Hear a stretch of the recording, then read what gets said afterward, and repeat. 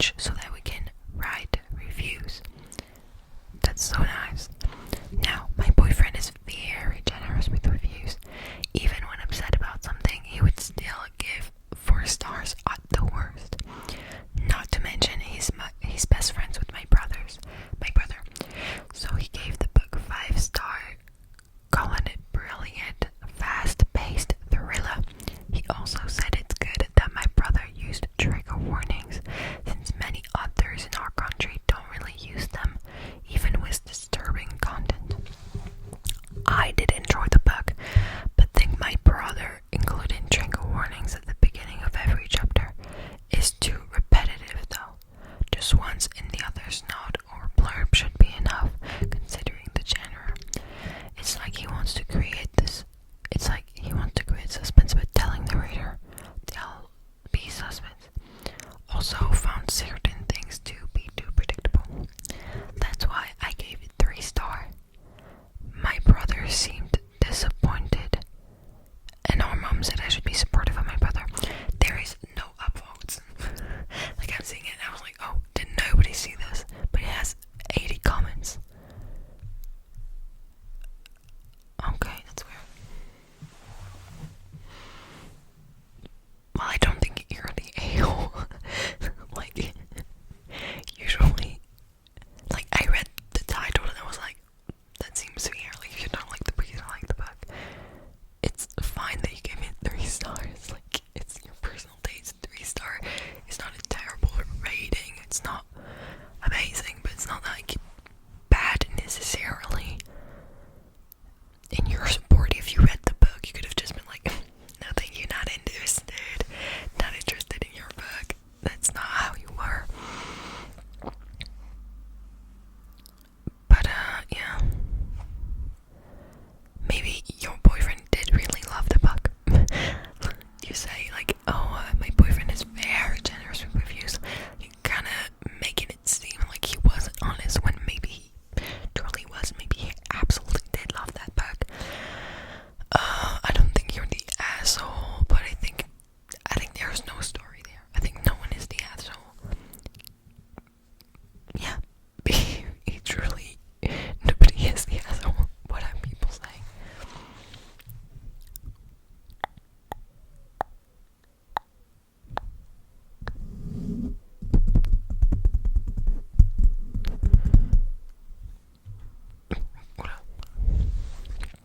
You're the a-hole. Help your bro sell books or leave it alone. A 3-star review is just hurtful in the marketplace, and you aren't a literary critic or anything. Also, while you can give that feedback privately, your reasoning is a bit bizarre. I gave you crap reviews that will hurt your sales because you had too many trigger warnings. It's a weird hill to die on in this context. And yes, in the world of selling stuff, 3 stars hurts sales, and I'm guessing your brother wasn't going to sell a zillion books anyway.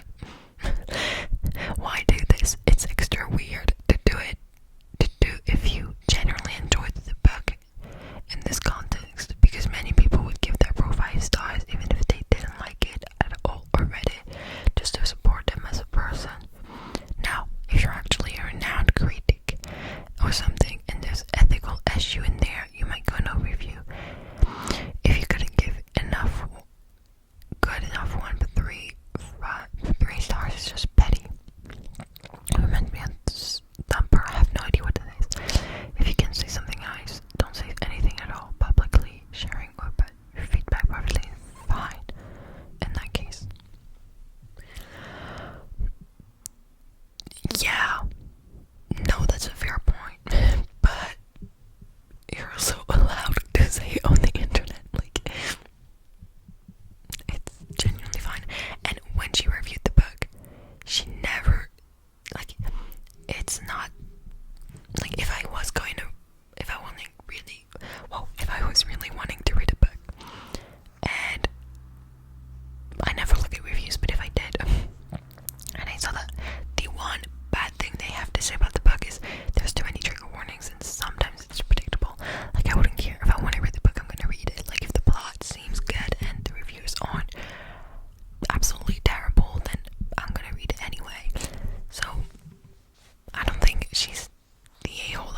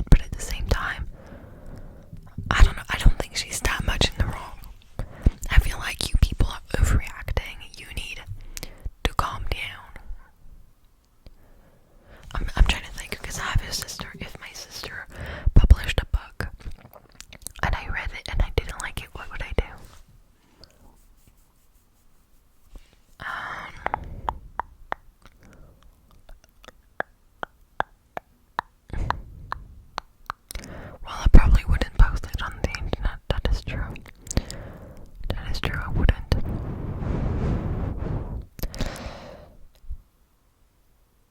But yeah, I wouldn't lie and give it 5 stars either. Actually, maybe I would.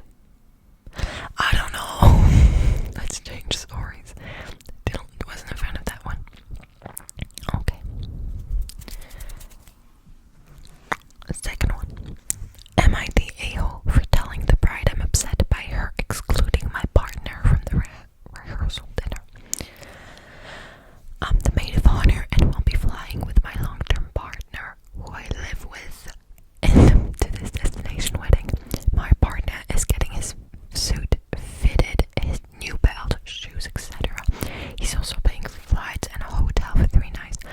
Not to mention, I am the maid of honor and have spent countless hours and money helping her leading up to the wedding itself. Okay. I know the initial problem was her future mother-in-law did not want to pay for anyone aside from family dinner at the rehearsal. The solution was to include the wedding party and family only. I feel awful having my significant other fly somewhere and pay for an entire weekend to be excluded from this. She's also a wreck and has been having major panic attacks since getting engaged, so my partner keeps telling me not to bother mentioning it, but I really want to. So that was the original post, and then she made an update. I've decided not to bring it up. Hooray! For those concerned, yes, she has general anxiety, and her panic attacks have gotten worse since the engagement. I've tried to bring it up a few times, gently, but she always shuts it down. Maybe I'm still holding on to some past stuff between us, but I genuinely believe inviting my partner would have been the right thing to do. And no, it's not about needing to spend every second with him. I'm always here for her. She knows that. Some of y'all need to deal with the assumptions. What's Reddit? Nobody's chill Reddit. What were you expecting? Okay. Again, it doesn't look like you committed a crime to me. I feel like these assholes aren't really assholes. Like, you're fine. Truly, it's okay.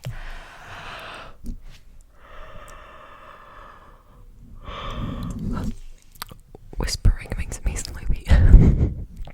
Which is why I film ASMR in the morning. It's very logic and responsible of me.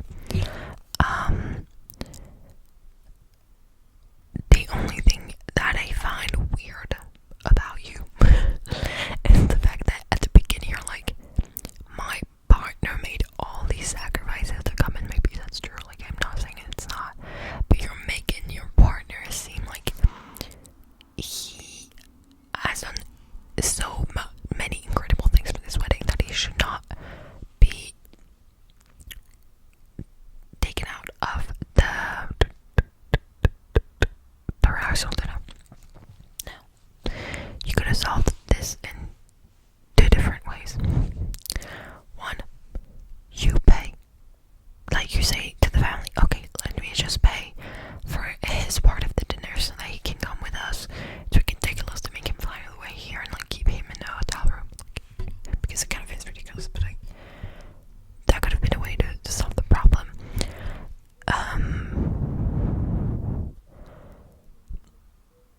I get that it's weird. Like, honestly, I do get it.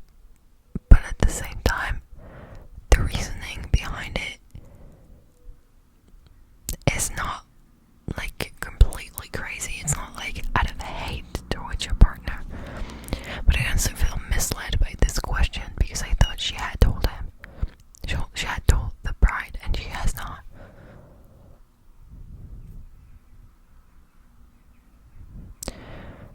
I have no further opinion about this.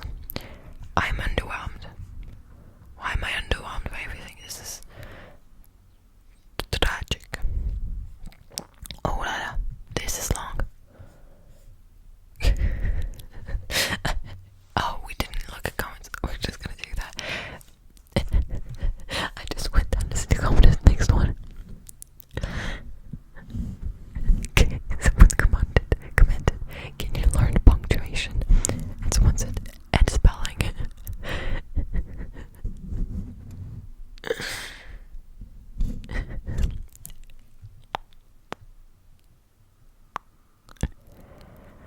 Okay, yeah, well, apparently I have a real problem with, how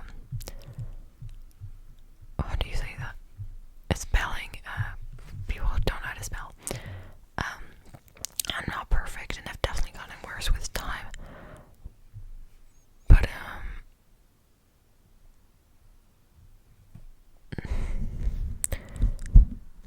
but,